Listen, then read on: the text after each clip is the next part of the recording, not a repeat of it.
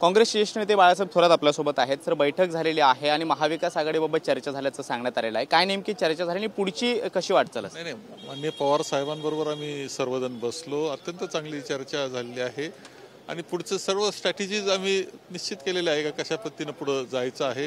राज्यसभेची निवडणूक आहे, पार्लमेंटची निवडणुकी, या सगळ्या बाबतीत चर्चा आम्ही केलेली आहे। ज्येष्ठ नेत्यांची बैठक सुद्धा आहे, तिकडे तुम्ही जात आहात, तिकडे बैठकीचा अजेंडा नेमका काय असणार? आम्ही लवकरच तीन वाजता आपल्या बरोबर परत बोलणार आहेत आणि स्वतः चिनी थालाजी बोलणार आहेत, त्यामुळे मी काही वेगळं बोलणं आवश्यक नाही। एक महत्त्वाचा प्रश्न, काल अशोक चव्हाण राजीनामा दिला आणि 2 दिवसांमध्ये पुढची रणनीती ठरेल किंवा पुढची दिशा ठरवेल असं म्हटलं आणि आज 24 तासातच त्यांनी भाजपात प्रवेश केलाय। ठीक आहे, आता हा प्रश्न त्यांनाच विचारावा, हा प्रश्न त्यांना विचारला पाहिजे।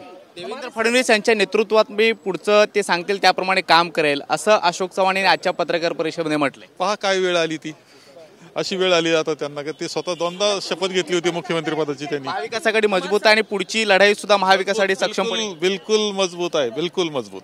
बाळासाहेब थोरात आपल्यासोबत होते आणि अशोक चव्हाण यांनी जे काही वक्तव्य केलं की देवेंद्र फडणवीस सांगतील त्याप्रमाणे काम करेल, त्यावरती ते म्हणालेत की बघा काय वेळ आली ती, असंही त्यांनी प्रतिक्रिया जी आहे ती दिलेली आहे। थोड्याच वेळामध्ये काँग्रेसच्या ज्येष्ठ नेत्यांची बैठक ही गांधी भवनमध्ये पार पडते आहे आणि त्यानंतर सविस्तर सगळे काँग्रेसचे नेते जे आहेत ते सविस्तर आपली प्रतिक्रिया सुद्धा या सगळ्यावरती मांडणार। त्यामुळे बैठकीमध्ये काय काय चर्चा होते आणि माध्यमांशी काँग्रेसचे नेते काय बोलतात हे पाहणं महत्त्वाचं असणार आहे। प्रेझेंट अजय सोबत कृष्ण सोनारडकर, TV9 मराठी, मुंबई।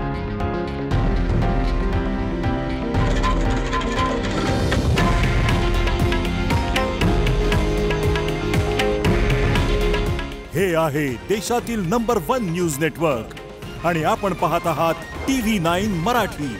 काळजी तुमची, हित महाराष्ट्राचं।